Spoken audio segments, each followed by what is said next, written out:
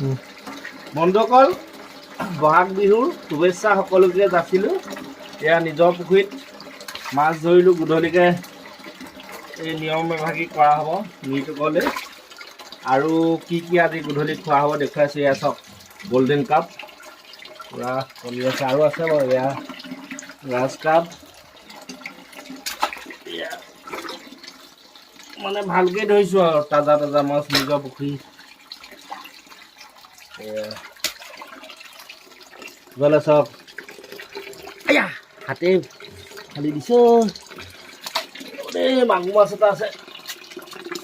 এইটো চাওক মাগুৰ মাছ।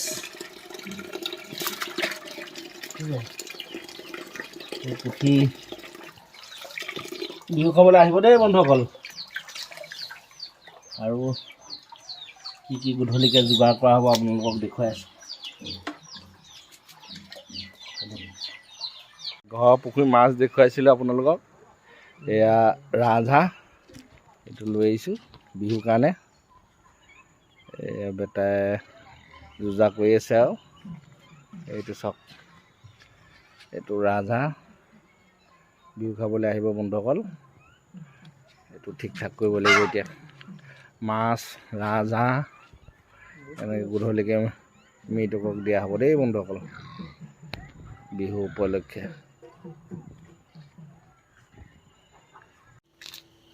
ৰাজহাঁহ যোজা হৈ আছে বিহু বুলি। অথনি আপোনালোকক মাছ ধৰা দেখুৱাইছিলোঁ, ৰাজহাঁহটো দেখুৱাইছিলোঁ বাৰু। এয়া লক্ষী ভাইটিয়ে কাটি আছে।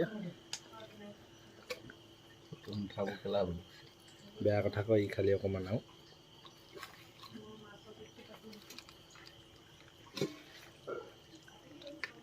বহাগ বিহুটো মেইন দেই, সেইকাৰণে আৰু সপৰিয়ালে এসাঁজ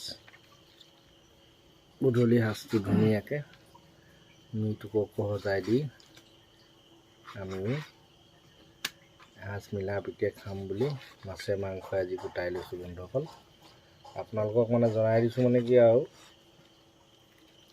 9:30 10টাত খানা হৈ যাব। আপোনালোক যোন আছে আহিব লাগে আৰু, হয় নাই? পিছত বিহু খাবলৈ নেমাতিলে বুলি নক'ব দেই বন্ধুসকল, সোনকালে আহক। ৰাজহাঁহ মাংস ৰেডি। এয়া পেটু দেউকা জলকীয়া ভাজিৰ কাৰণে। এয়া ফ্ৰেছ মাংস। এয়া মেইন ভাজি হ'ব দেই, বিহু স্পেচিয়েল।